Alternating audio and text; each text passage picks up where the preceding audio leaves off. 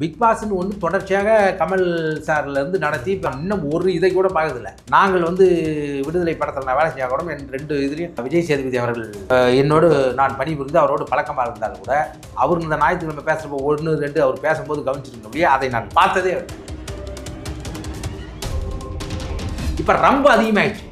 நீங்கள் வந்து அத்தனை கோடி மக்கள் பார்த்து கொண்டிருக்கும் போது ஒருவர் நீங்கள் அங்கே கணவன் மனைவி மீது வயதுக்கு வந்த பெண்களை மாதங்களும் ரொம்ப கலாச்சார சீரழியில் கொண்டு வருகிற போது அதை தட்டி கேட்கிற உரிமை இவங்களுக்கு இருக்கு. ஏன்னா விஜய் சேதுபதி போல ஆட்கள்லாம் இந்த சமூகம் பெரும் மதிப்பு இருக்குது. ஏன்னால் தன்னுடைய முதல் தலைமுறையே தான் சொந்த உழைப்பை போட்டு சினிமாவில் இருக்கலாம். இன்றைக்கி 2 தலைமுறை 3 தலைமுறை இருந்தால் தான் வர முடியுது. அப்படி வருகிற போது இவர் சொல்லுகிற விஷயம், ஏன்னா நடித்த படங்களும் சீன்ராமசிவம் படம், அண்ணன் ஜனானன் படம், வெற்றிமாறன் படம், அது விடுதலை படங்கள்லாம் நடித்த போது இந்த சமூகத்தில் நடக்கிற அவலங்களை தட்டி கேட்கிற ஒரு நபராக விஜய் சேதுபதி இருப்பார் என்று நினைத்து கொண்டிருக்கிற போது அதை கட்டாயமாக முறைப்படுத்தப்பட வேண்டும், நெறிப்படுத்தப்பட வேண்டும். ஏன்னா நீங்கள் இதில் வந்து கர்நாடகாவில் வந்து நிறுத்திட்டாங்க. ஆந்திராவில் அப்பப்போ பிரச்சனை வருது. அப்போ இதை ஒழுங்காக நெறிப்படுத்தப்படி இதுக்கு ஒரு தணிக்கை வர வேண்டும். நீங்கள் வந்து காசு கொடுத்து படம் பார்க்குற திரையரங்கத்துக்கு தணிக்கை வருகிற போது, தணிக்கைன்னா இங்கே இந்த அந்தந்த நாட்டுக்கான மொழிக்கான அந்தந்த மக்களின் உணர்வுகளை புண்படுத்தாமல் இருக்கிற அளவுக்கு கருத்து சுதந்திரத்தின் பேரால் எதை வேணாலும் அனுமதித்து விட முடியாது. கருத்து சுதந்திரம் கட்டாயமாக இருக்க வேண்டும். எழுத்து சுதந்திரம், பேச்சுரிமை என்றெல்லாம் நம்ம கேட்கலாம். அதே வர கலாச்சார பண்பாட்டு உரிமையும் தேவையில்லையா? அதனால் கட்டாயமாக முறைப்படுத்தப்பட வேண்டும், நெறிப்படுத்தப்பட வேண்டும். இதையெல்லாம் அவர்கள் கேட்கவில்லை என்றால் அது தடை செய்யப்பட வேண்டும்.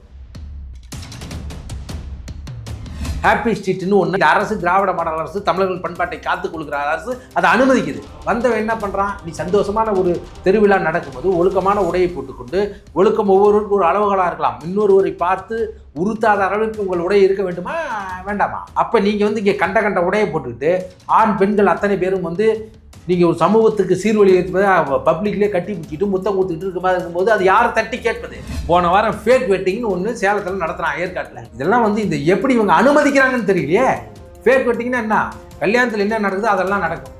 தாலி கட்டுறது, போகிறது, இது சாந்தி முகத்தை ரூமில் போட்டு எல்லா கருமாந்திரமும் நடக்கும்.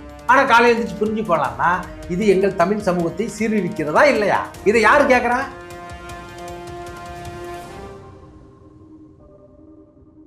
சார் வணக்கம். சார் வணக்கம். தேர்தல் களத்துக்கான நேரம் வந்து ரொம்பவே நெருங்கிட்டே வந்திருக்கு. இப்போ தமிழக வாழ்வுரிமை கட்சி சார்பாக எப்படி நீங்கள் வந்து தேர்தலை வந்து சந்திக்க வந்து போகிறீங்க, என்னென்ன புதுசான ஒரு வியூகங்கள்லாம் வந்து அமைச்சிருக்கீங்க அப்படின்றத பற்றி பேசலாமா சார்? தமிழக வாழ்வுரிமை கட்சி பொறுத்த வரைக்கும் அது பாமகவிலிருந்து பிரிஞ்சு 2011 ஈழ தமிழர்களுக்கான இன்னும் மீறியமாக பாட்டாளி மக்கள் கட்சி போராடவில்லை என்ற காரணத்தை காட்டி அண்ணன் அவர் வெளியே வந்து கிட்டத்தட்ட 2011 ஆரம்பித்ததுலேருந்து அவர் ஏடிஎம்கே கூடயும் நின்றுருக்காரு, தனித்தும் நின்றுருக்காரு, டிஎம்கே கூடயும் இந்த 2021 தேர்தலில் நின்றுருக்கார். ஒரு கட்சிக்கு கூட்டணியில் இருப்பதனால் இருந்தால் கூட, திராவிட கட்சிகளோடு கூட்டணியில் இருந்தால் கூட, தமிழ் தேசிய கொள்கைகளையும் தலைவர் பிரபாகரனுடைய கருத்தையும் உள்வாங்கி எந்த இடத்துலையும் அவர் சமரசம் செய்து கொண்டு வேலை செய்கிறதில்லை. இவங்க எல்லாம் வெளியே நினைப்பாங்க, என்ன இவர் ஏன் போய் அங்கே இருக்கார்? அங்கே இருந்தால் கூட காங்கிரஸ் கட்சியோடு எப்பொழுதும் கூட்டணி வைத்ததில்லை. ஈரோடு இடைத்தேர்தல் கூட அவர் போய் இவங்க போய் பிரச்சாரம் பண்ணும்போது கூட பண்ணதில்லை. அவர்கள் இன்னும் எந்த தொகுதியிலையும் போய் அண்ணன் வேல்முருகன் அவர்கள் பிரச்சாரம் செய்ததே இல்லை. அதில் இருந்தால் கூட, ஒரே ஆள் இருந்தால் கூட, இவர் கிட்டத்தட்ட 3 முறை சட்டமன்ற உறுப்பினராக இருந்திருக்கிறார், 3 முறை வெற்றி வாய்ப்பை இழந்திருக்கிறார். கிட்டத்தட்ட 30 ஆண்டு காலம் தேர்தல் அரசியலில் சட்டமன்ற தேர்தலிலே போட்டிட்டு, அதற்கு முன்பு 15 ஆண்டு காலம் தொடர்ந்து 45 ஆண்டு காலம் சின்ன வயதிலிருந்து அவர் தொடர்ச்சியாக இருந்தாலும் தமிழர் நிலம், தமிழர் மொழி, தமிழர் இனத்தை பற்றி எந்த இடத்துலையும் சமரசம் இல்லாத அதில் தான் வந்து சரி 29 இன அழிப்புக்கு பிறகு தமிழ் தேசியங்கள்லாம் இங்கே வீறு கொண்டு வந்த பொழுது யாரும் சட்டமன்றத்திலிருந்து குரல் கொடுப்பதில்லை. மக்கள் மன்றத்திலிருந்து நாம் குரல் கொடுத்தாலும் இந்த அரசுகள் மாறி மாறி அதிமுக ஆண்டாலும் இருக்கிற ஈழத்தமிழர்களுக்கு எந்த விஷயமும் செயல்படுத்த முடியவில்லை என்ற காரணத்தால் அண்ணன் ஒரு சீட்டை வாங்கி கொண்டு இருந்தால் கூட எண்ணற்ற விஷயங்களை செய்திருக்கார். அவர் கலைஞர் இதில் இருக்கும்போதே கூட இன்றைக்கு தமிழகம் முழுக்க 10 சட்ட மருத்துவக் கல்லூரி இருந்து இன்றைக்கி 39 மருத்துவக் கல்லூரி வந்திருக்குதுன்னு அது காரணம் பாட்டாளி மக்கள் கட்சியில் இருக்கும்போது சுகாதாரத்துறை அமைச்சராக அன்புமணி இருக்கிற போது அவரிடம் கேட்டு தமிழ்நாட்டில் இருக்கிற ஒவ்வொரு மாவட்டத்துக்கும் ஒரு மருத்துவக் கல்லூரி கொண்டு வர வேண்டும் என்று கலைஞர் அவர்களை கொள்கை முடிவு எடுக்க வைத்து எல்லாத்துக்கும் கொண்டு வந்தார். அப்படின்னு காரணம்னா அது அண்ணன் வேல்முருகன் அவர்கள் தான். அதே மாதிரி இன்றைக்கி ஒவ்வொரு தொகுதிக்குமான ஒரு பொறியியல் கல்லூரி, ஒரு கலைக்கல்லூரி இதெல்லாம் வர்றதுக்கு காரணம் சட்டசபையிலே அவர் பேசி அவர் தான் அண்ணா யூனிவர்சிட்டியிலேருந்து அதை அந்த அண்ணா பல்கலைக்கழகத்திலிருந்து பிரித்தெல்லாம் வந்து அவர் கொண்டு வந்திருக்கார். இதெல்லாம் வேறு யாருக்குமே வெளியே தெரியாது. கேட்டால் டோல்கோட்டை மட்டும். காரணம் என்னென்னா அது அடிப்படையான ஒரு அடித்தட்டு மக்களுடைய பொருளாதாரத்தை பாதிக்கிற விஷயமா இருந்தால் கூட வழக்குக்கு பயந்து கொண்டு எல்லா கட்சிகளும் இருக்கும்போது கூட அதிமுக, திமுக, திராவிட கட்சிகள், தேசிய கட்சிகள்லாம் அதற்கு வரக்கூடிய வருமானத்தை தனக்கு சாதகமாக பயன்படுத்தி கொண்ட காரணத்தால் மக்களுடைய நலனையும் முன்னிறுத்த அரசியல் அழகாக அடித்து வழக்கு வாங்கி இப்போ தான் உளுந்தூர்பேட்டையில் இருக்கிற கட்சியை சார்ந்த தம்பிகள் 9 பேர் இப்போ தான் சமீபத்தில் விடுதலை அடைந்தார். நீங்கள் சமீபத்தில் கூட பார்த்தீங்கன்னா அது மட்டும் இல்லாத நீங்கள் அடிப்படையாக பார்த்தீங்கன்னா இன்றைக்கி மழைநீர் சேகரிப்பு திட்டத்தை அவர் தான் வந்து ஜெயலலிதா அவர்களிடம் சொல்லி சட்டசபையில் பேசி அதை கொண்டு வருவதற்கு காரணமாக இருந்தார். இந்த மணலெல்லாம் வந்து தனியார்கள் அள்ளி குச்சி அதிகமான லாபம் வருகிற போது இல்லை அதை வந்து அரசே ஆக்சுவலி மணல் அள்ளியே விற்கக்கூடாது, இருந்தாலும் மக்களுடைய அன்றாட தேவைகளுக்கு பயன்படுத்துவதற்கு அரசே அதை எடுத்து நடத்தலாம்ங்கிற ஒரு திட்டத்தை சொல்லி ஜெயலலிதா அவர்களை அரசே அந்த மணல் குவாரிகளை ஏற்கிறவர்களுக்கு அவர் வேலை செஞ்சார். இது மட்டும் இல்லாத முக்கியமான விஷயம் என்னென்னா வேட்டை தடுப்பு காவலர்கள்னு ஒரு பிரிவு இருக்குது. அதில் நிறைய பேருக்கு யாருக்குமே தெரியாது. கிட்டத்தட்ட 4000 காவலர்களை முதல் சட்டமன்ற கூட்டத்திலே சிறப்பு கவனம் சேர்ந்தெடுத்து அவர்களை வந்து பணி நிரந்தரம் செய்ய கொடுத்து அவர்களுக்கான ஊதியத்தை பெற்றுக் கொடுத்தவர் அண்ணன் வேல்முருகன் அவர்கள். அது மட்டும் இல்லாத எளிய மக்கள் இன்றைக்கி ராமநாதபுரம் அந்த தெற்கு மாவட்டத்தில் இருக்கிற வறுமை கோட்டுக்கு கீழே இருக்கிற சிறுவர்களை அழைத்து வந்து அவர்களை கொத்தடிமை போல சிறு தொகையை கொடுத்து இங்கே சுண்டல் வைக்க பீச்சில் விட்டுறாங்க. ஜெயலலிதா ஆட்சியின் காலத்தில் அவரே வந்து இதை சொல்லி இது மாதிரி அவங்க வந்து கூட்டிகிட்டு வந்து செங்கல் சூழல் இருக்க மாதிரி பயன்படுத்துகிறாங்க, அவர்களை ஒரு அடிமை போல் நடத்துகிறாங்க, அந்த குழந்தைகளுக்கு கல்வி கொடுக்க வேண்டும் என்று சொல்லிய போது ஜெயலலிதா அவர்கள் கூட இது வந்து என்ன தெரியுதுன்னா சட்டமன்ற உறுப்பினர் அதுக்கு கடற்கரைக்கு போகிறான்னு தெரியுதுன்னு சொல்லி அந்த மாணவர்களுக்கு அவங்க அப்பா அம்மா விருப்பம் இல்லாத வந்த மாணவர்களை மீட்டெடுத்து அனுப்பியதும் விருப்பத்தோடு வந்த மாணவர்கள் பொருளாதாரத்தின் காரணமாக வந்த மாணவர்களை மாலை வேளையில் அவர்களுக்கு சிறப்பு கல்வி கொடுப்பதை ஏற்பாடு பண்ணவர் அண்ணன் வேல்முருகன். இப்போது கூட உங்களுக்கு தெரியும், போன முறை வந்து தொழிலாளர் மசோதா 8 மணி நேர வேலை வந்து 12 மணி நேர வேலை மசோதா கொண்டு வந்தது. இதற்கு வந்து உலக நாடுகளில் அமெரிக்காவில், சிக்காகோவில் எண்ணற்ற உயிர் தியாகம் செய்து உலகம் முழுக்க 8 மணி நேர வேலை தான், 8 மணி நேர வேலை, 8 மணி நேர ஓய்வு, 8 மணி நேர உறக்கம் என்ற அடிப்படையில் 8 மணி நேர வேலை உலகம் முழுக்க இருக்கிற போது இந்த பெருமுதலாளிகளுடைய கார்ப்பரேட் நிறுவனத்தை உள்வாங்கி கொண்டு இது தொழிலாளர்களுக்கு போராடுவதாக சொல்லிக்கொள்ள கம்யூனிஸ்ட் கட்சிகள் அங்கம் வகிக்கிற ஒரு இன்றைய திராவிட மாடல் காட்சியில் அரசு அதிகாரிகளுடைய நயவஞ்சக காரணத்தினால் அந்த மசோதாவை தாக்கல் செய்கிற போது எல்லாம் வந்து 2 மார்க்சிஸ்ட் கம்யூனிஸ்ட் கட்சிகளும் 2 உறுப்பினர்களை வைத்து கொண்டு இருக்கிற போது கூட ஒத்த எம்எல்ஏவாக இருப்பவர் மேஜின் மீது ஏறி குச்சி போய் தடுத்து நிறுத்தி அந்த மசோதாவை திரும்ப பெற வைத்தவர் அண்ணன் வேல்முருகன் கூட.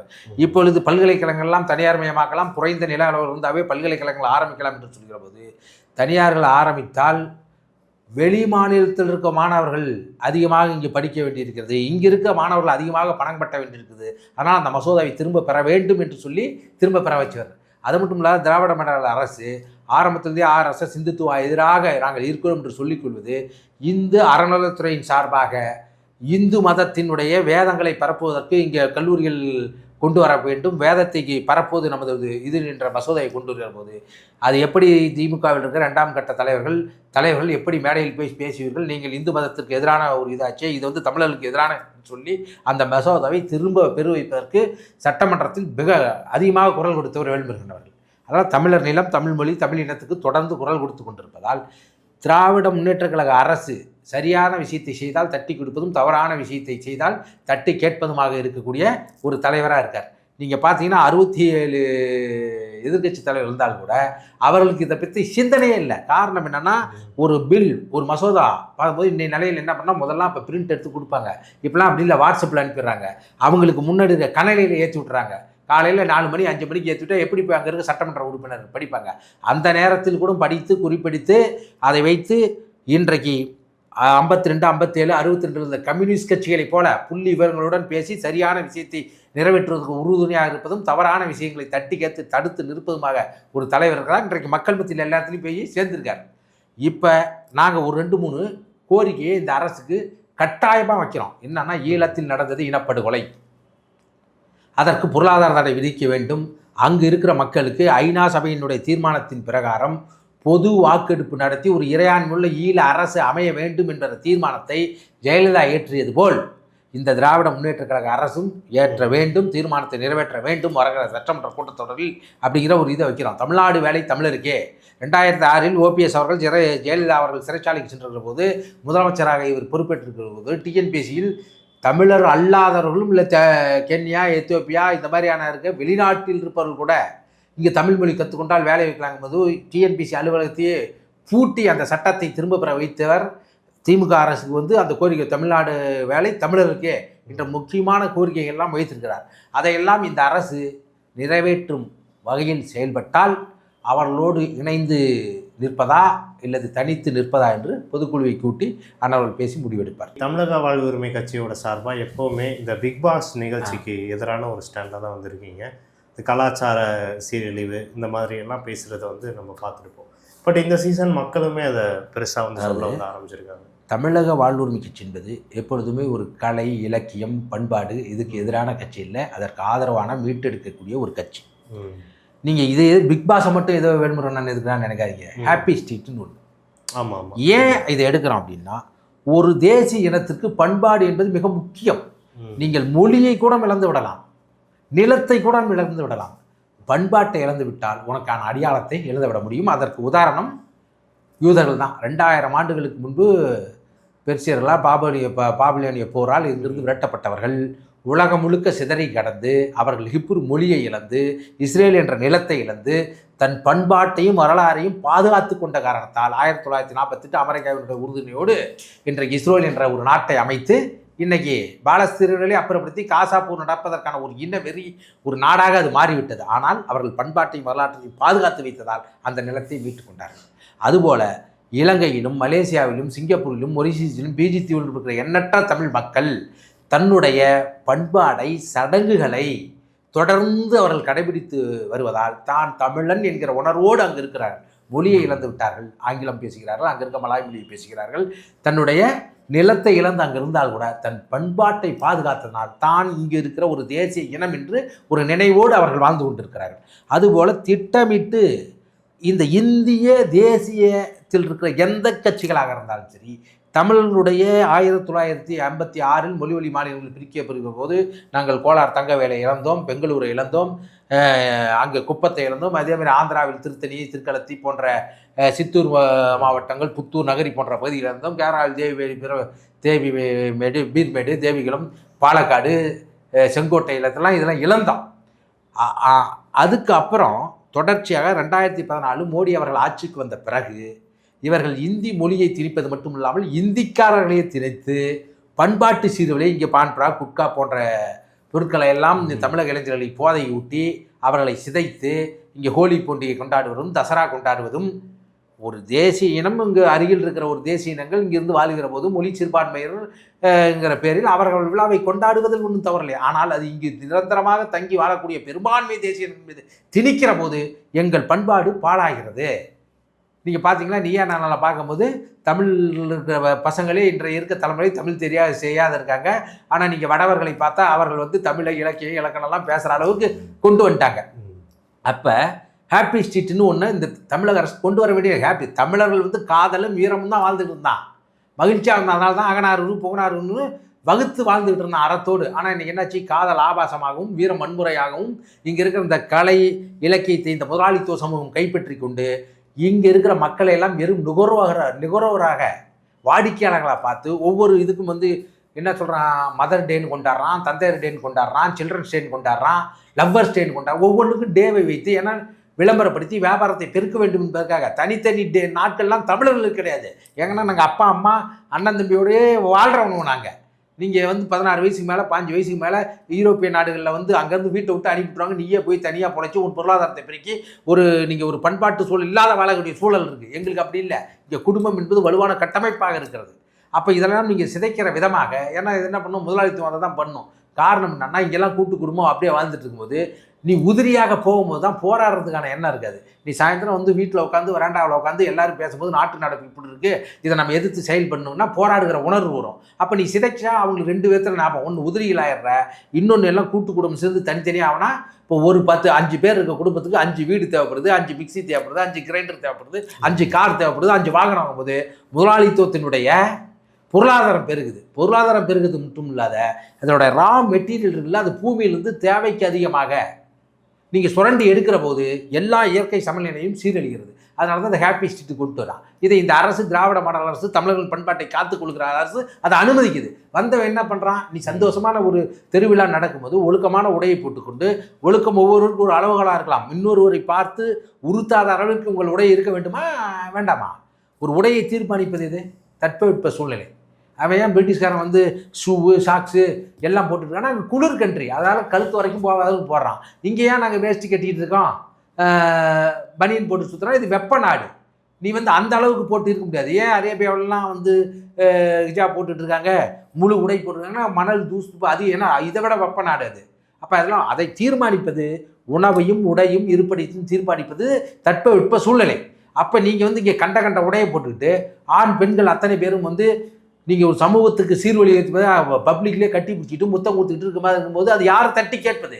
இவரெல்லாம் வாக்கரிசியில் இருப்பதால் இவர்கள் இதை பயிர்ந்து கொண்டு இதெல்லாம் கேட்காத இருக்கான். இது மட்டும் இல்லை, போன வாரம் ஃபேக் வெட்டிங்னு ஒன்று சேலத்தில் நடத்துகிறான், ஏற்காட்டில். அது இதெல்லாம் வந்து இந்த எப்படி இவங்க அனுமதிக்கிறாங்கன்னு தெரியலையே. ஃபேக் வெட்டிங்னா என்ன, கல்யாணத்தில் என்ன நடக்குதோ அதெல்லாம் நடக்கும். தாலி கட்டுறது, போகிறது, இது சாந்தி முகூர்த்தம் ரூமில் போட்டு எல்லா கருமாந்திரமும் நடக்கும். ஆனால் காலையில் எழுந்திரிச்சு பிரிஞ்சு போகலான்னா இது எங்கள் தமிழ் சமூகத்தை சீர்திருக்கிறதா இல்லையா? இதை யார் கேட்குறா? வாக்கரசில் இருக்கிறவர்கள் இவர்கள் பயந்து கொண்டு பெரும் பெரும் முதலாளி நிறுவனத்தில் காசை வாங்கி கொண்டு, அது திமுக வந்தாலும் அண்ணா திமுக வந்தாலும் சரி, ஏன் செய்யல இவங்க? அப்போ இங்கே தட்டி கேட்கிற ஒரு கட்சி வந்து இங்கே தமிழக வாழ்வுரிமை கட்சியாக தான் இருக்குது. அதனால தான் இங்கே நீங்கள் பார்த்தீங்கன்னா பிக் பாஸ்ன்னு ஒன்று தொடர்ச்சியாக கமல் சார்லேருந்து நடத்தி இப்போ 3வது சீசன். நான் இன்னும் ஒரு இதை கூட பார்க்கறதில்ல. நாங்கள் வந்து விடுதலை படத்தில் நான் வேலை செஞ்சால் கூட என் 2 இதுலேயும் விஜய் சேதுபதி அவர்கள் என்னோடு நான் பணிபுரிந்து அவரோடு பழக்கமாக இருந்தாலும் கூட அவர் இந்த ஞாயிற்றுக்கிழமை பேசுகிறப்போ 1, 2 அவர் பேசும்போது கவனிச்சிருக்கணும் அப்படியே, அதை நான் பார்த்ததே இல்லை. இப்போ ரொம்ப அதிகமாகிடுச்சு. நீங்கள் வந்து அத்தனை கோடி மக்கள் பார்த்து கொண்டிருக்கும்போது ஒருவர் நீங்கள் அங்கே கணவன் மனைவி மீது வயதுக்கு வந்த பெண்களை மாதங்களும் ரொம்ப கலாச்சார சீரழியில் கொண்டு வருகிற போது அதை தட்டி கேட்கிற உரிமை இவங்களுக்கு இருக்கு. ஏன்னா விஜய் சேதுபதி போல ஆட்கள்லாம் இந்த சமூகம் பெரும் மதிப்பு வைத்திருக்குது. ஏன்னால் தன்னுடைய முதல் தலைமுறையே தான் சொந்த உழைப்பை போட்டு சினிமாவில் இருக்கலாம். இன்றைக்கி 2 தலைமுறை 3 தலைமுறை இருந்தால் தான் வர முடியுது. அப்படி வருகிற போது இவர் சொல்லுகிற விஷயம், ஏன்னா நடித்த படங்களும் சீன்ராமசிவம் படம், அண்ணன் ஜனானன் படம், வெற்றிமாறன் படம், அதுவும் விடுதலை படங்கள்லாம் நடித்த போது இந்த சமூகத்தில் நடக்கிற அவலங்களை தட்டி கேட்கிற ஒரு நபராக விஜய் சேதுபதி இருப்பார் என்று நினைத்து கொண்டிருக்கிற போது அங்கு உள்ளே நடப்பது இவர் தெரியாது. அதுக்கப்புறம் தான் இவர் போய் பார்த்து பேச வேண்டி இருக்கும். ஆனாலும் அது போன இதில் அவர் கண்டிச்சார்னு நான் சொன்னாங்க. நீங்கள் ரொம்ப ஓவராக போகிறீங்க எல்லாரும் அப்படிங்கும்போது அதை கட்டாயமாக முறைப்படுத்தப்பட வேண்டும், நெறிப்படுத்தப்பட வேண்டும். ஏன்னா நீங்கள் இதில் வந்து கர்நாடகாவில் வந்து நிறுத்திட்டாங்க, ஆந்திராவில் அப்பப்போ பிரச்சனை வருது.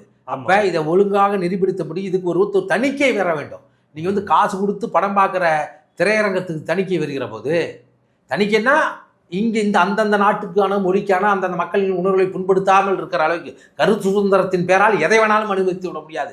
கருத்து சுதந்திரம் கட்டாயமாக இருக்க வேண்டும், எழுத்து சுதந்திரம், பேச்சுரிமை என்றெல்லாம் நம்ம கேட்கலாம். அதே வர கலாச்சார பண்பாட்டு உரிமையும் தேவையில்லையா? அதனால் கட்டாயமாக முறைப்படுத்தப்பட வேண்டும், நெறிப்படுத்தப்பட வேண்டும். இதையெல்லாம் அவர்கள் கேட்கவில்லை என்றால் அது தடை செய்யப்பட வேண்டும் அப்படிங்கிற இதில் உறுதியாக இருக்கிறோம். பட் அதே மாதிரி திமுக வந்து டெய்லியுமே வந்து பார்த்தா ஒவ்வொரு ஃபங்க்ஷன் அவங்க சார்பாக நடத்திட்டே வந்திருந்தாங்க. இசையானி இளையராஜா அவர்கள் நடத்தினாங்க, கல்வி சிறந்த தமிழ்நாடு நடத்தினாங்க. இந்த அந்த வகையில் அதில் எல்லாமே ஒரு சலசலப்பாச்சு. இப்போது இளையராஜா அவர்களோட ஃபங்க்ஷனில் வந்து அதிகாரிகள் எல்லாம் வந்து உட்காந்துருக்காங்க, அரசு அதிகாரிகளுக்கு என்ன வேலைன்னு ஒரு சலசலப்பாச்சு. கல்வி சிறந்த தமிழ்நாடுல வந்து அது ஃபேக்காக, இந்த டிடி எல்லாம் இந்த இட்லி சாப்பிட்டு போட்டதெல்லாம் கொஞ்சம் ஃபேக்காக ப்ரொமோட் ஆச்சு. இந்த கோயம்புத்தூரில் திறந்து வச்ச ஜிடி நாயுடு அவர்களோட பாலத்தை திறந்து வச்சப்பவே நீங்கள் கேள்விப்பட்டிருப்பீங்க, அந்த ஜிடி நாயுடு பாலம் அப்படின்னு திறந்து வச்சதில் ஒரு சர்ச்சை வந்தாச்சு. ஏன்னா ஒரு பக்கம் இந்த பாலத்தை திறந்து வச்சுட்டு மறுபக்கம் திமுக சார்பாக என்ன ஒன்று அனௌன்ஸ் பண்ணியிருந்தாங்க அப்படின்னா தெருக்கல்ல இருக்கக்கூடிய ஜாதி பேர்கள்லாம் தூக்கணும் அப்படின்னு அனௌன்ஸ் பண்ணியிருந்தாங்க. இந்த முரணை எப்படி பார்க்குறது? நீங்கள் பேருக்கு பின்னாடி இருக்கிற சாதியை தூக்குவதாலும், பேருந்தில் இருக்கிற தலைவர்கள் பெயரை மாற்றுவதாலும், தெருக்களில் இருக்க சாதி பெயரை மாற்றுவதாலும் இதெல்லாம் இந்த மறையுமானா கண்டிப்பாக மறையவே மறையாது. இது மனம் சார்ந்தது. நீங்கள் என்ன பண்ண முடியும்? எதுக்காக நீங்கள் ஆட்சிக்கு வந்தீங்க? தமிழர்கள் சொல்லி வருகிற போது இதை ஒவ்வொரு கட்சிகளும், இங்கே சமூக சீர்திருத்தத்தை விரும்பிய திகாவாக இருந்தாலும் சரி, சமூக நீதியை இங்கே நிலைநாட்டு சொல்ல திமுகவாக இருந்தாலும் சரி, பொருளாதார விடுதலை முன்னெடுத்து சமதர்ம சமுதாயம் அமைக்க வேண்டும் என்ற கம்யூனிஸ்டுகளாக இருந்தாலும் சரி, இந்திய விடுதலையை போராடிய காங்கிரஸ் கட்சிகள் இருந்தாலும் சரி, நாட்கால் வந்ததை வீட்டில் செயல்படுத்தவில்லை, நாட்டில் செயல்படுத்தப்படவில்லை. எப்படி சாதி ஒழியும்? சாதி தமிழர்களிடம் இல்லை. அந்த காலத்தில் பிரிவினை இருந்தது, குடிப்பெருமை இருந்தது, தொழிலின் மூலமாக இருந்தது. அதில் ஏற்றத்தாழ்வு இல்லை. ஒரே வீட்டில் நான் விவசாயம் செய்வேன், இன்னொருத்தன் சண்டைக்கு போவான், இன்னொருத்தன் குயவராக இருப்பான், இன்னொருத்தன் தச்சராக இருப்பான். அப்போ அந்த தொழில் தான் இருந்தது ஒழிய அதில் ஏற்றத்தாழ்வு இல்லை. ஆனால் இதனெல்லாம் வந்து தொழிலின் பேரால் சாதியாக வர்ணாதார தர்மம், வர்ணாசிரமம் இங்கே உள்ள வந்து சனாதனங்கள் வந்து எங்களை சாதியாக பிரித்து ஒருத்தன் மேல் கீழ்னு வச்சு அதில் பிறப்பின் அடிப்படையில் பேதம் கரித்து ஒருவனை மேலும் கீழும் வச்சு அது வந்து உன்னோட அரசியல் பொருளாதார சமூக நிலையில் பாதிப்பு ஏற்படுகிற போது அது கட்டாயமாக தேவையில்லைங்கிற ஒரு நிலைக்கு நம்ம வருகிற போது இவர்களெல்லாம் கட்டாயமாக ஒவ்வொரு கம்யூனிஸ்ட் கட்சியும், ஒவ்வொரு திகாக்காரனும், ஒவ்வொரு திமுககாரனும், மற்ற தமிழ் தேசியர்களும் சொந்த சாதியில் திருமணம் செய்யப்படக்கூடாது என்ற தீர்மானத்தை நிறைவேற்ற வேண்டும். குறைந்தபட்சம் காங்கிரஸ் செய்யல. இதையெல்லாம் சொல்ல வந்து இன்னைக்கு வந்து சுயமரியாதை மாநாடு 100 ஆண்டுகள் ஆச்சுன்னு மறைமலர்களில் கொண்டாடுறீங்க. குறைந்தபட்சம் சுயமரியாதையை பகுத்தறிவை சொல்கிற பெரியாரின் பெருந்தொண்டர்கள் இதை கடைபிடித்திருந்தால் பல லட்சம் கல்யாணம் வந்து சாதி மறுத்து நடந்திருக்குமே. ஏன் செய்யல? கம்யூனிஸ்ட் கட்சி 100 ஆண்டு முடிஞ்சிருச்சு. 1925 ஆரம்பிச்ச கம்யூனிஸ்ட் கட்சி 100 ஆண்டுகள் முடிஞ்சிருச்சு. ஏன் செய்யல? திமுக 1949 ஆரம்பிச்ச திமுக 75வது ஆண்டை கொண்டாட போத ஏன் செய்யல? இதையெல்லாம் நீங்க முதல்ல மனசுல கொண்டு வரணும். ஒவ்வொருத்தனும் குறைந்தபட்சம் அவன் கட்சிக்காரனாவது தான் சொந்த சாதியில திருமணம் பண்ணக்கூடாதுன்னு ஒரு சூழலை கொண்டு வரணும், சட்டம் போடணும். நீங்க என்ன பண்றீங்க? வாக்கு அரசியலுக்காக திருப்பி அதே சாதியில் இருக்க வேட்பாளர் நிறுத்தி வைப்பது, சாதி கணக்கு பார்த்து நிறுத்தி வைக்கிறது, சாதிகளுக்கு சண்டையை மூட்டுவது, அது எந்த கட்சியாக இருந்தாலும். அப்புறம் எப்படி நீங்கள் மறைக்க முடியும்? நீங்கள் விளம்பரத்துக்கு செய்திருந்தால் கூட இளையராஜாவுக்கு விழா எடுத்து நான் வரவேற்கிறேன். காரணம் என்றால் ஒரு தமிழன், ஒரு அழுத்தப்பட்ட ஒடுக்கப்பட்ட பல ஆயிரம் ஆண்டுகளாக இருந்த ஒரு தமிழன் இசைக்கு அரசனாக, இந்த இசை யாருது? தமிழுடைய இசையை தெலுங்கு கீர்த்தனையாக மாற்றுறான். தாளத்தை அமையதோ ஒன்று சொல்கிறான், மெட்ட. அப்படி இருந்த ஒரு இளையராஜா இன்றைக்கு பார்ப்பனர்களின் கையில் இருந்த இசையை ஒரு பச்சை தமிழனாக மாற்றி உலகம் முழுக்க பரப்புனதில் அவருக்கு விழா இருக்குதுல, அதில் சில நிர்வாக சிக்கல் இருக்கும். அதெல்லாம் வந்து களையப்பட வேண்டியது. அது கல்வியில் சிறந்த தமிழ்நாடு. அந்த விழாவையும் நான் வரவேற்கிறேன். ஏன்னா கல்வி தான் அனைத்துக்கும் பெருசு. ஆனால் இவர்கள் சில விஷயங்களை வந்து கல்வி வந்து என்னைக்கு நீங்கள் அந்த கல்வியில் சிறந்த தமிழ்நாடை என்ன பண்ணணும்னா பொதுப்பட்டியல் இருக்க இதை மாநில பட்டியலுக்கு கண்டிப்பாக கல்வி கொண்டு வரப்பட வேண்டும் என்று போராட்டத்தை முன்னெடுக்க வேண்டாம். அதில் கூட எங்கள் அண்ணன் சீமான் கூட இது என்னப்பா ஒரு மாநாட மயிலாட மாதிரி பேசுகிறாரு. அவருக்கு வந்து எப்பயும் படிப்பை பற்றி படிப்பவர்களை பற்றியே பிடிக்காது. ஏன்னா நீங்கள் கலைஞருக்கு வந்து மதுரையில் வந்து நூல் நிலையம் திறந்தா ஒரு முட்டாள் கூட இப்படி பேச மாட்டான். கலைஞர் பேரை வைக்கக்கூடாதுன்னு சொல்வதற்கு உரிமை இருக்குது. நூல் நிலையத்தை திறக்கூடாதுன்னு சொல்கிறது வந்து ஒரு பைத்தியகாரத்தனம்ல மேடையில் பேசுறது. எங்கெல்லாம் நூலகம் திறக்கிறதோ அங்கெல்லாம் சிறைச்சாலைகள் மூடப்படுகிறது. ஒரு நாட்டினுடைய வளமான எதிர்காலம் பள்ளியினுடைய கல்வி வகுப்பறையில் தீர்மானம் மேடையில் மேலே படித்து அதை வாந்தி எடுக்கிறது. அவ்வளோ பெரிய நூலகத்துக்கு நான் போயிருக்கேன். இங்கே இருக்க அண்ணா நூலகத்துக்கு நான் போயிருக்கேன். இதெல்லாம் இந்த நாட்டினுடைய பொதுத்துறை நிறுவனங்கள் எது இன்னும் கொஞ்சம் நஞ்சு இருக்குது. இது பல்லாயிரக்கணக்கான வறுமையில் கீழே இருக்கிற ஏழை மாணவர்கள், அடித்தட்டு மாணவர்கள் படிப்பதற்கு பயன்படுது. IAS ஆகிற வரைக்கும் அதுக்கு பயன்படுது. அதை பாராட்டுனா அதில் இருக்க நிர்வாக சிக்கலை சுட்டி காட்டுங்க. கலைஞர் பேரை ஏன் வைக்கணும்? எங்கள் ஐயா பாவாணர் பேரை வைங்கன்னு சொல்லுங்கள், பாரதிதாசன் பேரை வைங்கன்னு சொல்லுங்கள். அதுக்காக நூல்நிலையே வேணாங்கிறது எவ்வளோ பெரிய முட்டாள்தனத்தினுடைய உச்சம். அதுக்கு கல்வியில் சேர்ந்த நாடு என்ன டயட்லாம் கூப்பிட்டு போய் பண்ணி அவங்களாம் பெரிய படிப்பாளினா. சீமான வேற அத்தனை பேரும் பெரிய படிப்பாளிகள் எனக்கு தெரியும். மிஸ்கின்லாம் உட்காந்தா ஒரே வாரம் எல்லா பத்துக்கும் முடியும். வெற்றிமாறன்லாம் MA ஆங்கில இலக்கியம் லயோலா கல்லூரி அங்கே இருக்குது தமிழ் எல்லாம். அதை வச்சு அதன் மூலமாக கல்வியை விளம்பரப்படுத்தியாவது இந்த மக்கள் படிக்க வேண்டும் என்ற சூழலில் கொண்டு வரும்போது எனக்கு எண்ணற்ற முரண்பாடுகள் கருத்து முன்பால் திமுகவில் இருந்தால் கூட, அவர்கள் விளம்பரத்திற்காக செய்திருந்தால் கூட அதெல்லாம் நல்ல சிறப்பான விஷயம். ஆனால் அந்த பாலத்திற்கு பேர் வைத்தது எனக்கு உடன்பாடு இல்லை. நீங்கள் தூக்குறீங்க, அப்போ உங்கள் நோக்கம் என்னவா இருக்குது? ஏன்னா அதன் மூலியமாக கூட ஜிடி நாடி தெரியுதுல. அழகாக அவங்க குடும்பமே ஜிடி மியூசியம்னு வச்சிருக்குது, ஜிடி அருங்காட்சியம்னு வச்சிருக்கு. அதன் மூலமாக நீங்கள் தெரியப்படுத்தணும். இதை வச்சு இதெல்லாம் தான் திமுக மேலே மேலே ஐயா வீரமணி அவர்கள் கூட அப்படி வச்சாதான் சரியாக இருக்குன்னு அறிக்கை கொடுக்கும்போது தான் நம்ம கடுப்பாக இருக்குது. நீங்கள் ஒரு முற்போக்காக இருக்கிறது முதல்ல நீங்கள் கடைப்பிடிக்கணுங்க. அப்போ நாங்கள் கூட்டம் இருந்தால் கூட எல்லாத்தையும் சகிச்சுப்போம். அது தவறு. ஏன்னா தெருவில் இருக்கிறது தூக்குற பேருந்தில் இருந்த தலைவர்களுடைய இதெல்லாம் இருந்தது, வெறும் சாதி பேர் மட்டுமா இருந்தது. இங்கே இருக்க பல்லவனை உடைச்சி அம்பேத்கரை வச்சாங்க. அது அம்பேத்கர் வந்து தாழ்த்தப்பட்டவருக்கான தலைவர் இல்லை, உண்மையிலே சொன்ன போனால் அவர் பிற்படுத்தப்பட்டவர்களுக்கான தலைவர். அவர் அத்தனை உரிமை பெற்றுக் கொடுப்பதற்காக ஒரே ஏழனா டிராப்ட்மேன் கமிட்டி இந்திய அரசியல் சபை எழுதுவதற்கான ஒரு டிராப்ட்மேன் கமிட்டி தீர்மானிக்கும் போது பிற்படுத்தப்பட்டவர்கள் அங்கே யாருமே இல்லை. 5 பேர் 5 ஒருத்தர் இஸ்லாமியர். அப்போ ஒரே ஒரு ஒடுக்கப்பட்டவராக இருந்து பிற்படுத்தப்பட்டவரும் சேர்ந்து போராடிய ஒரு தலைவர். ஜீவாவுடைய பேர் இருந்தது, அதையும் நீங்கள் தூக்குனீங்க. எத்தனை நேசமணி டிரான்ஸ்போர்ட் இருந்தது. நீங்கள் அப்போ தலைவர்களை இந்த தமிழ் மக்கள் சமூகம் விரும்பி கொண்டு தான் இருக்குது. ஆனால் இந்த அரசியல் தலைவர்கள் தான் அது சீமான் அண்ணா இருக்கார, இவர் நினச்ச ஒவ்வொரு சாதி தலைவர்களுக்குமான விழா எடுத்தால் சாதி ஒளிந்து விடும் என்று. அது மிகவும் கூர்திட்டப்பட்டதான் செய்யுது. நீ என்ன பண்ணுறீங்க? தேவர் விழாவில் வேறு எந்த படத்தையும் போகிறதில்ல. நீங்கள் தேவேந்திர குலங்கள் பட்டியலிருந்து விடுபடுனா பாவாணர் படத்தை போடுறீங்க. பாவாணர் தமிழருக்கும் தமிழ் இனத்துக்கும் மொழிக்கும் உழைச்சவர். எனக்கே அப்போ தான் தெரியுது ஏன்டா இந்த படத்தை போட்டிருக்காருன்னா, அவர் அந்த சமூகத்தில் பிறந்தவர்னு. இதெல்லாம் சாதி கட்சிகள் நடத்தலாம். அந்த சாதியில் இருக்கிறவங்க தன் சமூகத்தில் படித்து இவ்வளோ பெரிய உயரத்துக்கு வந்தவர்கள் போடுகிற போது அந்த சமூகத்தில் இருக்கிற இளைஞர்கள் அதிலிருந்து இன்னும் படித்து ஒரு வரலாற்று பாடமாக படிப்பினையாக கொண்டு வரது வாய்ப்பு. ஆனால் ஒரு பொது சமூகத்துக்கு ஆரம்பித்த நாம் தமிழர் என்று பேர் வச்ச ஒரு கட்சியில் என்னத்துக்கு நடத்துகிற நீங்கள்?